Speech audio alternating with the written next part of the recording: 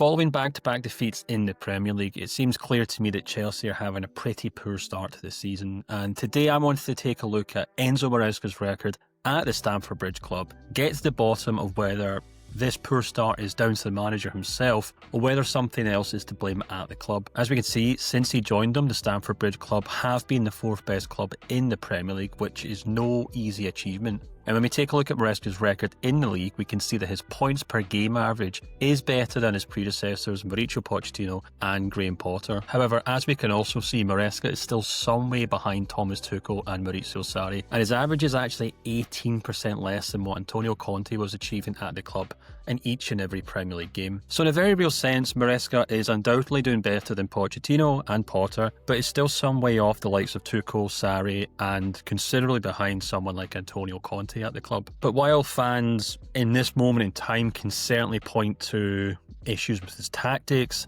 maybe some odd decisions with his substitutions in games, and of course the lack of discipline in this team based on the red cards in recent matches, I think there's actually a bigger issue at this club, and I think that's maybe what's really holding Maresca and his team back this season. The issue I'm talking about is Chelsea's transfer policy under the club's relatively new owners. We all know that Chelsea have spent an obscene amount of money on new players since the summer of 2022, and they've even made a considerable amount of money from selling players, particularly in the summer transfer window. But my issue is with the club selling key first team players when any decent offer seems to come around for them. As we can see in this graph, 4 of Maresca's 8 best players for non-penalty goals and assists in the Premier League last season left the club this summer. And while very few Chelsea fans will be gutted about seeing Jadon Sancho leave in the summer, I think there are genuine question marks over the club moving on important first team players like Nicholas Jackson and Noni Madueke, but also someone like Christopher Nkunku. The club has obviously tried to replace these players with younger and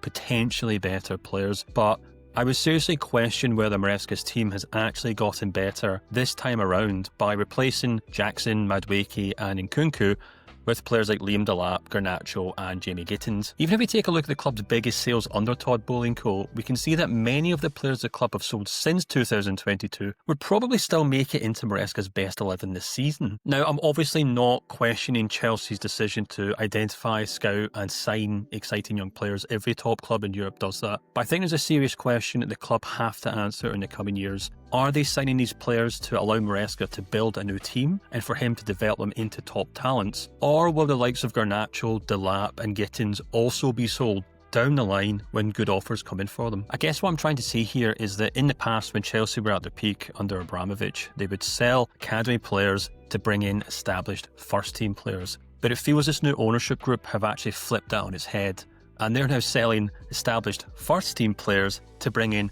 more and more young players. And while we certainly don't know whether this new policy will work in the long term, I think it's clear that it's had an impact on Maresca's squad in the short term and severely limited his ability to build on what him and his team achieved last season. To his obvious credit, Maresca took Chelsea back to the top 4 and won a European trophy for them. But the question is whether the club are even interested in going further than that. At this moment in time, it's really hard to say. And that's perhaps why the club's poor start to the season isn't entirely down to the manager.